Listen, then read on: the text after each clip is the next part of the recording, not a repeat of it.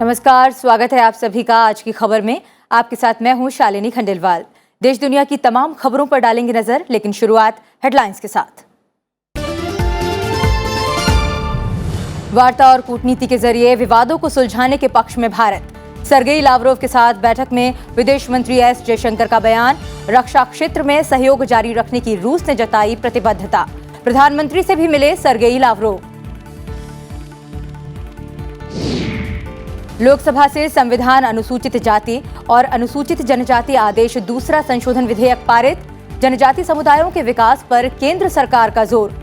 सदन में भारतीय अंटार्कटिका विधेयक पेश।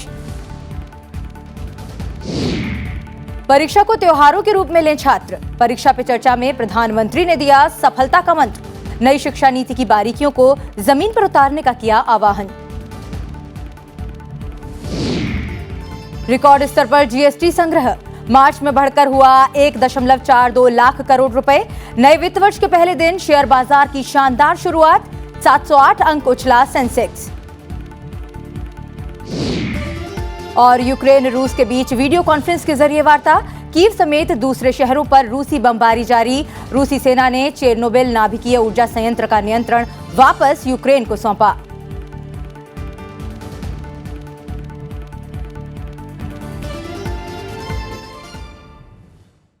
हेडलाइंस के बाद अब एक नजर उन खबरों पर जो आज सुर्खियों में रहीं।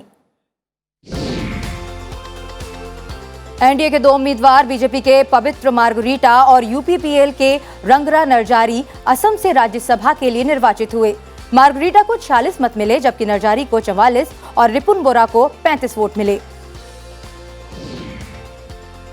केंद्रीय गृह मंत्री अमित शाह ने कर्नाटक के तुमकुरू में सिद्धगंगा मठ के शिव कुमार स्वामी जी की 115वीं जयंती कार्यक्रम में हिस्सा लिया। इस मौके पर उन्होंने कहा कि उनके संदेश को युगों युगों तक याद किया जाएगा।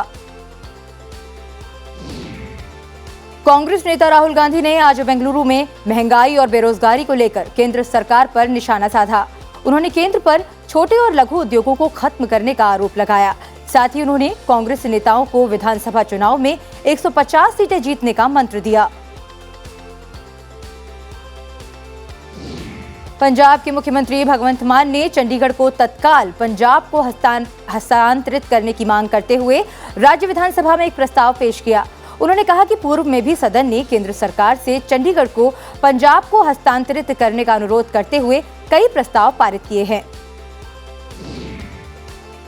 जम्मू कश्मीर के शोपियां जिले में सुरक्षा बलों के साथ मुठभेड़ में एक आतंकवादी मारा गया।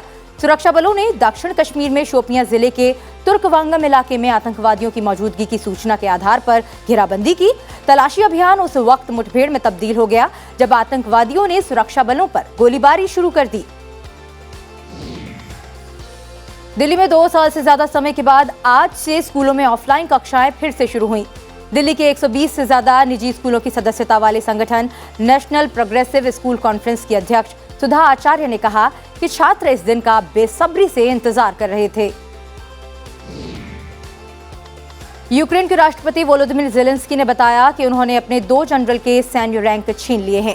इनमें से एक जनरल मुख्य खुफिया एजेंसी एसबीयू में आंतरिक सुरक्षा मामलों के प्रमुख थे। दूसरे जनरल खेरसोन क्षेत्र में एसबीयू के प्रमुख थे, जो रूसी सेना द्वारा कब्जे में लिया गया पहला सबसे बड़ा शहर था। श्रीलंका के राष्ट्रपति गोटबाया राजपक्षे के इस्तीफे की मांग करते हुए सैकड़ों प्रदर्शनकारी उनके आवास के बाहर एकत्रित हुए, जिसके बाद 45 लोगों को गिरफ्तार कर लिया गया। कोलंबो शहर के ज्यादातर इलाकों में कुछ देर के लिए कर्फ्यू लागू कर दिया गया। देश में आर्थिक संकट है और लोग राष्ट्रपति को इसका जिम्मेदार मानते हैं। दक्षिण कोरियाई वायुसेना के 2 विमान प्रशिक्षण के दौरान हवा में आपस में टकरा गए, जिससे 3 लोगों की मौत हो गई और एक घायल हो गया। टक्कर की वजह का अभी पता नहीं चला है।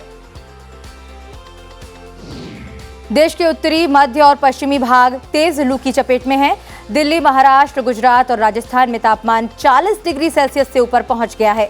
मौसम विभाग ने देश के पश्चिमोत्तर, मध्य और पश्चिम क्षेत्र के कुछ जिलों में अगले 4 दिनों तक लू चलने की संभावना जताई है। अब खबरें विस्तार से। यूक्रेन के खिलाफ जारी जंग के बीच दिल्ली पहुंचे रूसी विदेश मंत्री सर्गेई लावरोव ने आज विदेश मंत्री एस जयशंकर से मुलाकात की। वार्ता के दौरान एस जयशंकर ने कहा कि महामारी के अलावा भी वर्तमान समय में विश्व का वातावरण काफी कुछ बदला हुआ है। उन्होंने कहा कि भारत हमेशा से मतभेदों या विवादों को बातचीत और कूटनीति के जरिए सुलझाने का पक्षधर रहा है। Bilateral relations has continued to grow in many areas, and we have diversified our cooperation by expanding our agenda. Excellency, our meeting today takes place in a difficult international environment, quite apart from the pandemic. India, as you are aware, has always been in favor of resolving differences and disputes through dialogue and diplomacy. वहीं रूस के विदेश मंत्री Sergei Lavrov ने कहा कि रक्षा क्षेत्र में भारत के साथ सहयोग जारी रखने के लिए प्रतिबद्ध हैं। सर्गेई लावरोव ने एस जयशंकर के साथ वार्ता के दौरान मौजूदा स्थिति में भारत के रुख की सराहना की। Strategic partnership, even especially privileged strategic partnership, as our Indian friends called it some time ago, and this was the basis on which we have been promoting our cooperation in all areas: economy, military, technical, humanitarian, investment, and many other fields. 2 दिन की आधिकारिक भारत यात्रा पर आए रूस के विदेश मंत्री सर्गेई लावरोव ने आज प्रधानमंत्री नरेंद्र मोदी से भी मुलाकात की। विदेश मंत्री लावरोव ने प्रधानमंत्री को यूक्रेन की स्थिति के बारे में जानकारी दी, जिसमें दोनों देशों के बीच चल रही शांति वार्ता भी शामिल है। प्रधानमंत्री ने यूक्रेन में हिंसा को जल्द खत्म करने की बात कही। रूसी विदेश मंत्री ने दिसंबर 2021 में आयोजित भारत रूस द्विपक्षीय शिखर सम्मेलन के दौरान लिए गए निर्णयों की प्रगति के बारे में प्रधानमंत्री को अवगत कराया। इस पर ज्यादा जानकारी के लिए हमारे साथ जुड़ रहे हैं संवाददाता अखिलेश सुमन। अखिलेश जी, रूसी विदेश मंत्री की भारत यात्रा के क्या कुछ मायने हैं? देखिए, बहुत ही महत्वपूर्ण मायने हैं इसके, क्योंकि यूक्रेन के साथ जंग छिड़ने के बाद रूस के किसी भी वरिष्ठ मंत्री की यह पहली भारत यात्रा है। और जो सर्गेई लावरोव हैं, जो विदेश मंत्री हैं, वो राष्ट्रपति पुतिन के सबसे करीबी माने जाते हैं और अंतर्राष्ट्रीय राजनीति में सर्गेई लावरोव को एक तरह से कहिए कि विदेश नीति का निर्धारक माना जाता है। तो इस हिसाब से उनका यहाँ आना बहुत महत्वपूर्ण है। और जिस तरीके से आपने पिछले दिनों देखा है कि भारत की ऑस्ट्रेलिया के साथ शिखर वार्ता हुई, जापान के साथ शिखर वार्ता हुई, फिर अमेरिका के जो डिप्टी NSA आए, फिर कल जो ब्रिटेन के जो विदेश मंत्री आई थी, और उसके बाद आज सर्गेई लावरोव का आना। इसका मतलब यही है कि देखिए, जो रूस यूक्रेन की जो लड़ाई है, उस लड़ाई के कारण जो पूरे विश्व की अर्थव्यवस्था को झटका पड़ रहा है, उस अर्थव्यवस्था को झटका में भारत और रूस के संबंधों की स्थिरता बनी रहे। भारत और रूस के बीच में जो भी व्यापार हो रहा है, वह व्यापार लगातार चलता रहे और भारत को रूस से जो लेना है या रूस को भारत से जो लेना है, वो सारे संबंध वैसे ही बने रहे। इस बात की गारंटी करने के लिए सर्गेई लावरोव की यह यात्रा थी। और इसमें जो खास तौर पे जो बात हुई है कि एक तो रूपी रूबल में, जैसे अभी डॉलर और रूबल की बजाय चूंकि सैंक्शन लगा हुआ है रूस पे, तो डॉलर में व्यापार होना शायद संभव नहीं हो पाएगा। इसलिए सर्गेई लावरोव ने भारत को कहा है कि अगर रूबल रूपी में भी व्यापार हो तो उन्हें कोई दिक्कत नहीं है। और उन्होंने यह भी भारत को आश्वासन दिया है कि भारत को जो भी रूस से चाहिए वो रूस पूरी तरह से देने को तैयार है। तो यह आश्वासन। धन्यवाद अखिलेश, आप बने रहिए हमारे साथ। बढ़ते हैं आगे और बात करते हैं नेपाल की। नेपाल के प्रधानमंत्री शेर बहादुर देउबा 3 दिवसीय आधिकारिक यात्रा पर आज दिल्ली पहुंचे। जुलाई 2021 में पदभार संभालने के बाद देउबा की ये पहली द्विपक्षीय विदेश यात्रा है। विदेश मंत्री डॉक्टर एस जयशंकर ने नेपाल के प्रधानमंत्री शेर बहादुर देउबा के साथ मुलाकात की। इस दौरान दोनों नेताओं के बीच आपसी हितों से जुड़े मुद्दों पर बातचीत हुई। भारत और नेपाल के सदियों पुराने और मित्रतापूर्ण विशेष संबंध हैं। हाल के वर्षों में दोनों देशों के बीच सभी क्षेत्रों में सहयोग में महत्वपूर्ण प्रगति देखने को मिली है। प्रधानमंत्री देउबा का 2 अप्रैल को यानी कल उपराष्ट्रपति एम वेंकैया नायडू से मिलने और प्रधानमंत्री नरेंद्र मोदी से बातचीत करने का कार्यक्रम है। हाल के वर्षों में दोनों देशों के बीच सहयोग के सभी क्षेत्रों में काफी वृद्धि देखी गई है। नेपाल के प्रधानमंत्री शेर बहादुर देउबा आज दिल्ली में बीजेपी कार्यालय पहुंचे, जहां बीजेपी राष्ट्रीय अध्यक्ष जेपी नड्डा ने उनका स्वागत किया। जेपी नड्डा ने प्रधानमंत्री शेर बहादुर देउबा के साथ मुलाकात कर आपसी हितों से जुड़े मुद्दों पर चर्चा की। प्रधानमंत्री देउबा उत्तर प्रदेश के वाराणसी भी जाएंगे। हमारे संवाददाता अखिलेश सुमन जुड़े हुए हैं। अखिलेश, नेपाल के प्रधानमंत्री भी भारत की यात्रा पर हैं, विदेश मंत्री से मिल चुके हैं। कल उपराष्ट्रपति और प्रधानमंत्री मोदी से उनकी मुलाकात का कार्यक्रम है। उनकी इस यात्रा के क्या कुछ मायने हैं? देखिए, उनकी यात्रा के एक तो सबसे महत्वपूर्ण बात यह है कि भारत और नेपाल के बीच में जो परिपाटी है कि नेपाल का कोई भी प्रधानमंत्री अपनी सबसे पहली यात्रा भारत में करता है। तो 2021 में जरूर देवबा चुने गए थे वहां के प्रधानमंत्री, लेकिन कोविड-19 पैंडेमिक की बहुत सारी जो कह सकते हैं कि मजबूरियां थी, उसके चलते वो नहीं आ पाए थे। तो यह उनकी पहली यात्रा है। पूरी दुनिया में अभी तक वो कहीं नहीं गए हैं, नहीं दुनिया का कोई भी किसी भी राष्ट्र का राष्ट्रपति या प्रधानमंत्री वहां गया है। तो उस परंपरा का पालन हो रहा है। एक दूसरी बात यह है कि भारत और नेपाल के बीच में कल एक जयनगर और कुर्था के बीच में एक ट्रेन का उद्घाटन होगा जो भारत के सहयोग से बनाया जा रहा है। उसके अलावा 50 सदस्यीय वहां के प्रतिनिधिमंडल आ रहा है, जिसमें कि व्यापार से जुड़े हुए लोग हैं, मंत्रिमंडल से जुड़े हुए लोग हैं और उसके अलावा राजनीतिक वर्ग है। तो कह सकते हैं कि भारत और नेपाल के बीच में जो संबंध है वो अस्थायी तौर पर इतने सांस्कृतिक है कि उसमें कई बार राजनीतिक मतभेद पैदा हुए हैं। शेरबहादुर देवबा जो है नेपाल के में 5 बार प्रधानमंत्री रह चुके हैं, बहुत ही वरिष्ठ नेता हैं और एक बार फिर भारत के साथ वो पुराने संबंध में जो कभी कोई भी अगर कुछ ऐसी स्थितियां तनाव पैदा हुआ उसको पूरी तरह से पटरी पर लाने के लिए उनकी यात्रा भारत के लिए बहुत ही महत्वपूर्ण है और नेपाल के लिए भी बहुत महत्वपूर्ण है। शालिनी जी अखिलेश, धन्यवाद इस जानकारी के लिए। बढ़ते हैं आगे। संविधान अनुसूचित जातियां और अनुसूचित जनजातियां आदेश दूसरा संशोधन विधेयक लोकसभा से पारित हो गया है। विधेयक पर चर्चा का जवाब देते हुए जनजातीय कार्य मंत्री अर्जुन मुंडा ने कहा कि जनजातीय समुदाय का विकास होना चाहिए। इस संकल्प को ध्यान में रखते हुए ये विधेयक लाया गया है। इस विधेयक में संविधान अनुसूचित जातियां आदेश 1950 और संविधान अनुसूचित जनजातियां उत्तर प्रदेश आदेश 1967 का संशोधन करने का प्रस्ताव किया गया है। आज़ादी के लंबे कालखंड में जब हम अमृत महोत्सव मना रहे हैं, उस लंबे कालखंड में आपके जो सैंक्शनड स्कूल थे वो 167 थे, लेकिन आज सैंक्शन स्कूल 669 है। आपके समय में फंक्शनल स्कूल 119 था और आज फंक्शनल स्कूल 367 है। लोकसभा में आज भारतीय अंटार्कटिका विधेयक 2022 पेश किया गया। इसमें अंटार्कटिका में भारत की अनुसंधान गतिविधियों और पर्यावरण संरक्षण के लिए विनियमन ढांचा प्रदान करने का प्रस्ताव किया गया है। पृथ्वी विज्ञान मंत्री जितेंद्र सिंह ने कुछ विपक्षी सदस्यों की ओर से आपत्ति जताने के बाद कहा कि विधेयक सिर्फ अंटार्कटिका में गैर कानूनी गतिविधियों पर अंकुश लगाने के मकसद से लाया गया है। एक पुरानी संधि के तहत यह अनिवार्य भी है। It was made mandatory for all the 54 countries that whichever area is occupied by your setup, you enforce your country's law. Yes. And in order to honor that, this bill has been brought to seek the sanction of the parliament.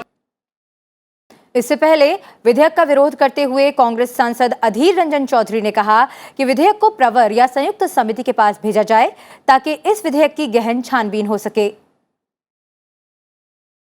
I am simply suggesting the concerned minister that given the technical deficiencies and other draft error, better you should send it for further examination to any select committee or joint committee. Please. प्रधानमंत्री नरेंद्र मोदी ने छात्रों को परीक्षा के दौरान तनाव न लेने की सलाह दी है। उन्होंने कहा कि विद्यार्थियों को ये समझना चाहिए कि ये जीवन का एक सहज हिस्सा है। परीक्षा पे चर्चा के 5वें संस्करण के दौरान बोर्ड की परीक्षा देने वाले छात्रों से संवाद करते हुए प्रधानमंत्री ने अभिभावकों और शिक्षकों से ये भी आग्रह किया कि वे अपने अधूरे सपने और अधूरी आकांक्षाएं बच्चों पर ना थोपें। संवाद के दौरान प्रधानमंत्री ने छात्रों के सवालों के जवाब भी दिए। जो किया है उसमें विश्वास भर करके आगे बढ़ना है। हो सकता है 1-2 चीजें छूट गई होगी, एक आध चीज में थोड़ी जितनी मेहनत चाहिए नहीं हुई होगी, उसमें क्या है, लेकिन जो हुआ है उसमें मेरा आत्मविश्वास भरपूर है, तो वो बाकी चीजों में भी वो ओवरकम कर जाता है। इस दौरान उन्होंने छात्रों को परीक्षा को त्योहारों के तौर पर लेने की सलाह दी। प्रधानमंत्री ने कहा कि ऑनलाइन शिक्षा को एक अवसर के रूप में लेना चाहिए। प्रधानमंत्री ने कहा कि राष्ट्रीय शिक्षा नीति का देश के हर वर्ग ने तहे दिल से स्वागत किया है। उन्होंने शिक्षा नीति की बारीकियों को जमीन पर उतारने का आह्वान भी किया। ये स्पर्धा नहीं तो वो स्पर्धा नहीं तो वो स्पर्धा नहीं तो वो, ये रास्ता नहीं तो ये रास्ता, ये रास्ता नहीं तो ये रास्ता। मैं समझता हूं कि हम इसको अपॉर्चुनिटी माने, एक अवसर माने, और मैं इन अवसर को छोड़ूंगा नहीं, मैं इस अवसर को कभी न कभी जाने नहीं दूंगा। ये भाव अगर पैदा करेंगे तो मुझे पक्का विश्वास है कि कंपटीशन आपके लिए इस युग के सबसे बड़ी सौगात के रूप में आप अनुभव करेंगे। फिलहाल समय है एक छोटे से ब्रेक का। ब्रेक के बाद समाचार राज्यवार, साथ ही होगी जीएसटी कलेक्शन के मोर्चे पर राहत भरी खबर और रूस यूक्रेन युद्ध का अपडेट। आप बने रहिए संसद टीवी के साथ।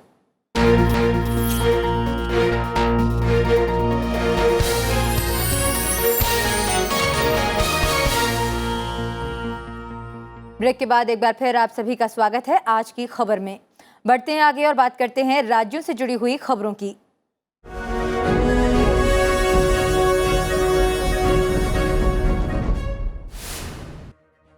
ओडिशा के स्थापना दिवस पर राष्ट्रपति, उपराष्ट्रपति, प्रधानमंत्री और लोकसभा अध्यक्ष ने शुभकामनाएं दी हैं।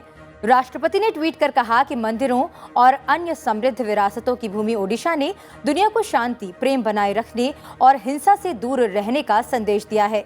1 अप्रैल 1936 को अलग राज्य के रूप में ओडिशा का गठन हुआ था। आंध्र प्रदेश के राज्यपाल विश्वभूषण हरिचंदन को वर्ल्ड बुक ऑफ रिकॉर्ड की ओर से सम्मानित किया गया है। उन्हें राजनीति, साहित्य, human right promotion, citizen right और मानवीय सेवा के लिए ये पुरस्कार दिया गया है। असम सरकार उन परिवारों को मौद्रिक अनुग्रह राशि प्रदान करने की मांग पर गौर करेगी जिनके अपनों की मौत कोविड के चलते राज्य के बाहर हुई है। राजस्व और आपदा प्रबंधन मंत्री जगन मोहन ने प्रश्नकाल के दौरान कहा कि अब तक 6,708 आवेदकों में से 5,579 को ये लाभ मिला है। उत्तर प्रदेश के मुख्यमंत्री योगी आदित्यनाथ ने 2 अप्रैल से मिशन शक्ति के प्रभावी संचालन के निर्देश दिए। योगी आदित्यनाथ ने स्कूल, कॉलेज, बाजार और भीड़ भाड़ वाली जगहों पर विशेष अभियान चलाने के निर्देश दिए हैं। तमिलनाडु के मुख्यमंत्री एम.के. स्टालिन ने दिल्ली के मुख्यमंत्री अरविंद केजरीवाल के साथ दिल्ली के सरकारी स्कूलों और मोहल्ला क्लिनिक का दौरा किया। एम.के. स्टालिन दिल्ली के शिक्षा मॉडल से काफी प्रभावित दिखाई दिए। राजस्थान के मुख्यमंत्री अशोक गहलोत ने आईजी और पुलिस अधीक्षकों के साथ बैठक कर प्रदेश में कानून व्यवस्था की स्थिति की समीक्षा की। उन्होंने प्रदेश की कानून व्यवस्था को और मजबूत करने पर जोर दिया। छत्तीसगढ़ के मुख्यमंत्री भूपेश बघेल ने खैरागढ़ उपचुनाव के लिए कांग्रेस का घोषणा पत्र जारी कर दिया है। इसमें चुनाव जीतने पर खैरागढ़ को जिला बनाने का वादा किया गया है। साथ ही कई सुविधाओं में इजाफे का संकल्प दोहराया गया है। सुप्रीम कोर्ट ने महाराष्ट्र के पूर्व गृह मंत्री अनिल देशमुख के खिलाफ भ्रष्टाचार के मामले की जांच के लिए विशेष जांच दल गठित करने संबंधी राज्य सरकार की याचिका खारिज कर दी। इस मामले की जांच सीबीआई कर रही है।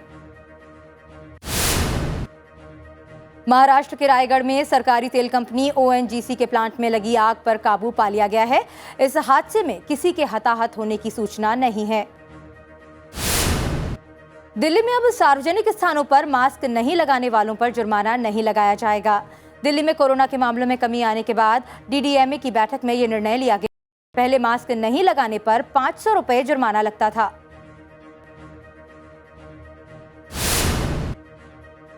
ओलिव रिडले कछुओं का झुंड ओडिशा तट पर सामूहिक नेस्टिंग के लिए पहुंचा है।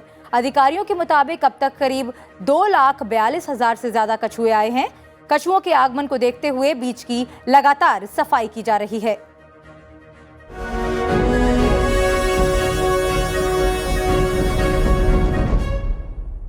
अब बढ़ते हैं आगे और बात करते हैं कुछ और खबरों की। अफस्पा अब पूर्वोत्तर के 4 राज्यों असम, नागालैंड, मणिपुर और अरुणाचल प्रदेश के केवल 31 जिलों में पूरी तरह और 12 जिलों में आंशिक रूप से प्रभावी है। इन 4 राज्यों में कुल 90 जिले हैं। अफस्पा के तहत सशस्त्र सेनाओं के काम करने के लिए किसी भौगोलिक क्षेत्र को अशांत घोषित किया जाता है। इसे मेघालय से 2018 में, त्रिपुरा से 2015 में और 1980 के दशक में मिजोरम से पूरी तरह हटा लिया गया था। पूर्वोत्तर में अफ्स्पा के तहत घोषित अशांत क्षेत्रों की संख्या में कटौती की घोषणा केंद्रीय गृह मंत्री अमित शाह ने की। इस कानून को हटाने की संभावना तलाशने के लिए गठित उच्च स्तरीय समिति के सुझाव के बाद ये कदम उठाया गया। अफ्स्पा सुरक्षा बलों को बिना किसी पूर्व वारंट के किसी को भी गिरफ्तार करने की शक्ति देता है और किसी को गोली मारने पर गिरफ्तारी से सहूलियत भी प्रदान करता है। राष्ट्रपति रामनाथ कोविंद तुर्कमेनिस्तान और नीदरलैंड की यात्रा पर हैं। यात्रा के पहले चरण में तुर्कमेनिस्तान पहुंचने पर राष्ट्रपति का भव्य स्वागत किया गया। राष्ट्रपति को यहां गार्ड ऑफ ऑनर पेश किया गया। राष्ट्रपति की यह यात्रा काफी अहम है क्योंकि भारत और तुर्कमेनिस्तान के बीच राजनयिक संबंधों के 30 साल पूरे हो रहे हैं। साथ ही यह यात्रा तुर्कमेनिस्तान के नए राष्ट्रपति के पदभार ग्रहण करने के 2 सप्ताह के भीतर हो रही है। राष्ट्रपति तुर्कमेनिस्तान के राष्ट्रपति के साथ बैठक करेंगे, जिसके बाद दोनों देशों के बीच प्रतिनिधिमंडल स्तर की वार्ताएं और कई सहमति पत्रों पर हस्ताक्षर होंगे। यात्रा के दूसरे चरण में राष्ट्रपति 4 अप्रैल को नीदरलैंड जाएंगे। आजादी का अमृत महोत्सव के तत्वावधान में आयोजित राष्ट्रीय संस्कृति महोत्सव 2022 को संबोधित करते हुए उपराष्ट्रपति एम वेंकैया नायडू ने कहा कि राष्ट्रीय संस्कृति महोत्सव जैसे उत्सवों से हमारी संस्कृति और परंपराएं ज्यादा मजबूत होंगी। उपराष्ट्रपति एम वेंकैया नायडू ने कहा कि संस्कृति महोत्सव ने एक राज्य की लोक और जनजातीय कला, नृत्य, संगीत, व्यंजन और संस्कृति को दूसरे राज्यों में प्रदर्शित करने में महत्वपूर्ण भूमिका निभाई है। Thousands of people from different communities, different religions, different castes and different regions, they all have participated in the long struggle for India's independence. It is our duty on this occasion of 75th year to remember, to recall the great sacrifices and the deeds of those great people. अब GST collection के मोर्चे पर एक राहत भरी खबर। मार्च महीने में कलेक्शन अपने अब तक के उच्चतम स्तर पर पहुंच गया है। जारी आंकड़ों के मुताबिक बीते महीने 1,42,000 करोड़ कलेक्शन हुआ है। ये अब तक का रिकॉर्ड है। इससे पहले जनवरी में जीएसटी कलेक्शन सबसे ज्यादा 1,40,986 करोड़ रुपए रहा था। मार्च 2022 का जीएसटी संग्रह इससे पिछले साल की इसी अवधि के मुकाबले 15% अधिक है। नए वित्त वर्ष के पहले दिन शेयर बाजार की शुरुआत शानदार रही। शेयरों में तेजी के साथ बीएसई सेंसेक्स ने 708 अंक से अधिक उछलकर 59,000 के स्तर को फिर से हासिल कर लिया। 30 शेयरों पर आधारित सेंसेक्स 708.18 अंक यानी 1.21% उछलकर 59,276.69 पर बंद हुआ। नेशनल स्टॉक एक्सचेंज का निफ्टी भी 205.70 अंक यानी 1.18% चढ़कर 17,670.45 अंक पर बंद हुआ। इस बीच अंतर्राष्ट्रीय तेल मानक ब्रेंट क्रूड 0.22% बढ़कर $104.94 प्रति बैरल रहा।